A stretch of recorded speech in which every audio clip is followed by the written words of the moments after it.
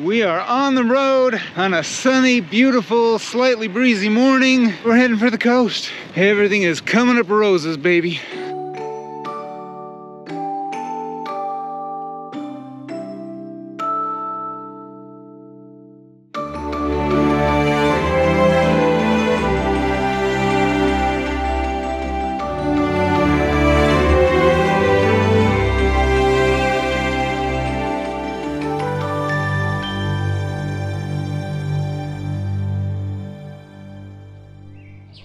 Waiting on the girls to come out. We're all loaded. Probably the earliest start we've had. Hotel Meghmalai. I'll have to check the name of the town. Divača. I think that's it. Anyway, fabulous night of sleep. Feel really good. It's supposed to be clear skies. We're heading down to the coast. We're going to try to get to our next hotel in time to catch a ferry over to Trieste, which I would love to see.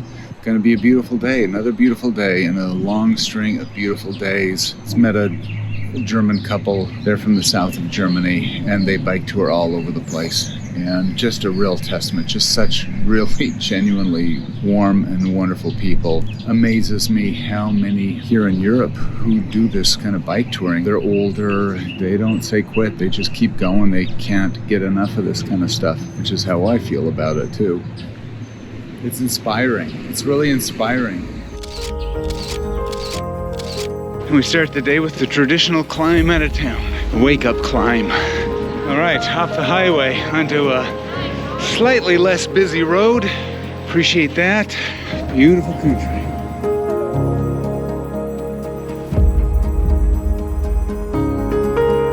We'd considered visiting Shokyan Cave this morning, but we were tempted by the sunny Adriatic more than any dark underground wonder. Decided to skip the caves since it's all guided tours and we don't want to spend 2 or 3 hours. It did feel a bit wrong to visit Slovenia and to skip all the cave tours. Perhaps it would have been more appealing if the temps were high and the weather dry. But on a morning like this, with the light filtering through the trees, we were soaking up all the sunshine that we could.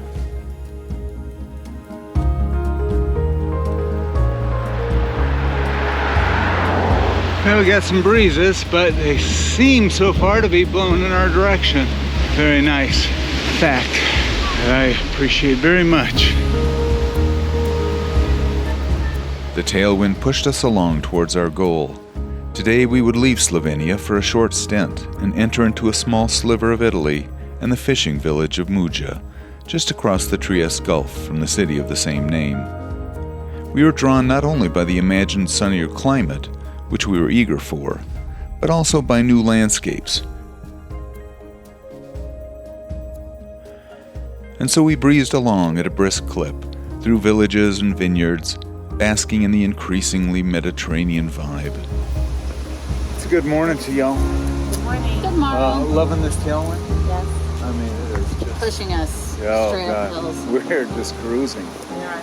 It's so nice to be riding in the sun, huh? Yeah, and it's nice and crisp and it feels falling. And Yeah. we were riding on a flat stretch with a tailwind in the shade. It was like, Yeah.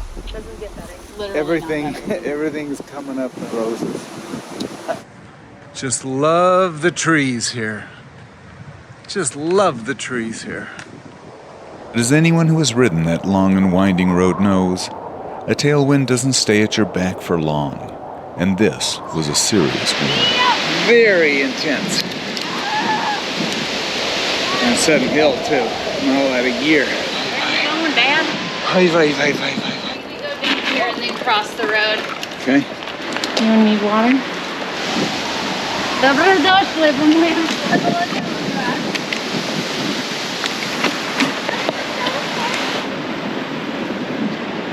It looks like we've hit the last of our uphills. We are at about 1,500 feet above sea level, and now all we got to do is drop down to the coast with a strong tailwind. Well, mostly a tailwind. I hope it's gradual. I'd like a nice gradual hill. I'd like to kind of get the most out of this. But it was not to be.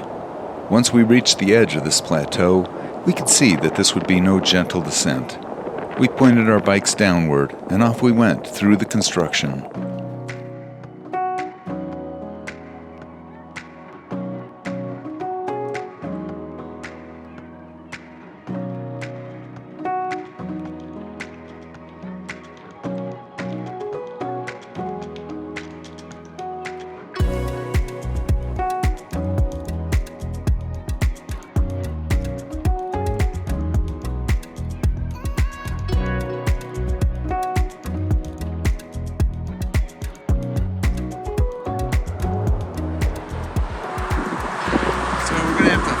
this, I don't know, kind of a highway. I guess it's not really a highway.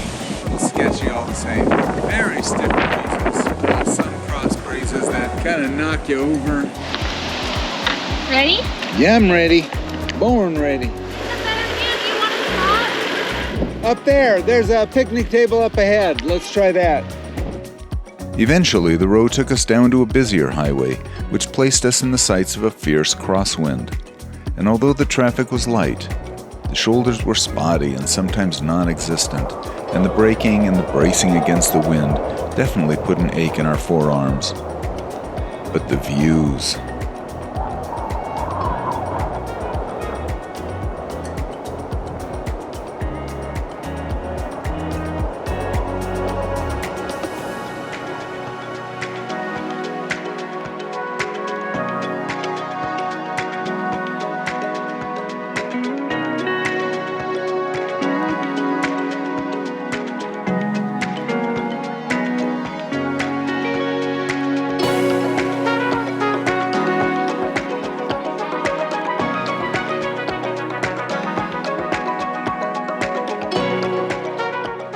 We continued on through an industrial landscape and finally under the highway bridge that lorded over the valley. And then suddenly we were back in the woods and villages, and everything seemed quaint once again.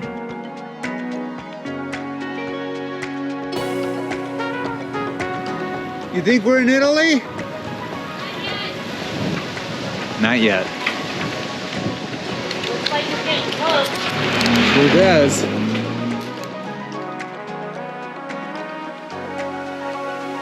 And then, as if the orchards and vineyards weren't enough to inform us, we passed a sign that let us know that we were finally in Italy.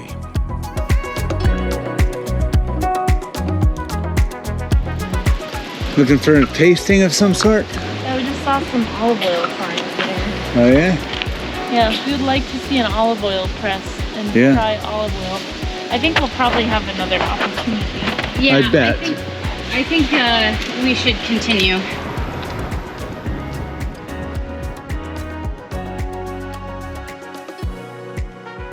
Our descent didn't stop until we reached the ocean in the outskirts of Muggia.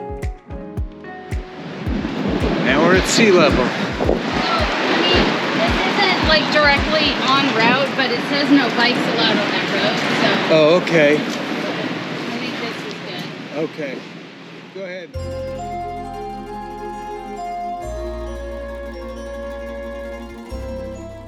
Following a series of bike paths, we found ourselves in the town itself, a charming seaside village of some 13,000 souls. Muggia is the only Italian port on the Istrian Peninsula. It dates back to the 8th century BC as a prehistoric fortified village and has survived under the Romans, the Ostrogoths, Lombards, Byzantines, Venetians, and Austrians before becoming Italian. Its architecture owes more to Venice, however, than any other influence. We checked into our hotel and then headed out to the town square for a cappuccino.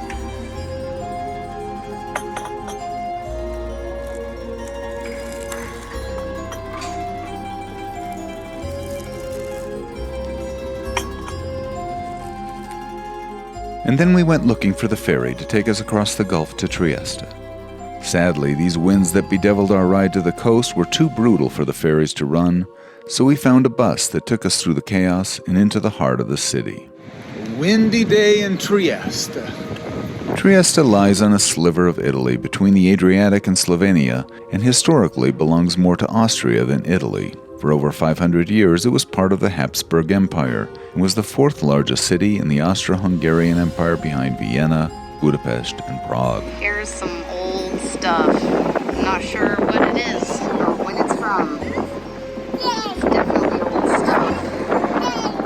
At some point, Bailey took off and did her own exploring, discovering a 2,000-year-old Roman amphitheater. Yeah, that's fine. Kelsey and I discovered an outdoor bar, somewhat out of the wind, with a talent for Aperol spritzes, and we spent our afternoon watching the lovely Italian people go by, and rediscovering those old Italian water closets. Really? 2 countries? Yeah, Slovenia and Italy before. I'd only been to Canada, United States, Mexico, Chile, Argentina, and England. Yeah, Britain. And then we wandered this way and that, enjoying the setting sun on the buildings of the Piazza Unita d'Italia, the main square of the city. It's said to be Europe's largest seaside square and enjoys a beautiful view of the Adriatic and lovely architecture, reminiscent of Austria as much as Italy. While Trieste enjoys a very mild climate, the Bora is a wind that can wreak havoc on the town and environs. No doubt, this was the wind that had been frustrating us all day long. Eventually, the incessant wind took its toll, and we hopped onto our bus back to Muggia, where we enjoyed a locally caught seafood dinner and a lovely view of the Gulf of Trieste in the fading light.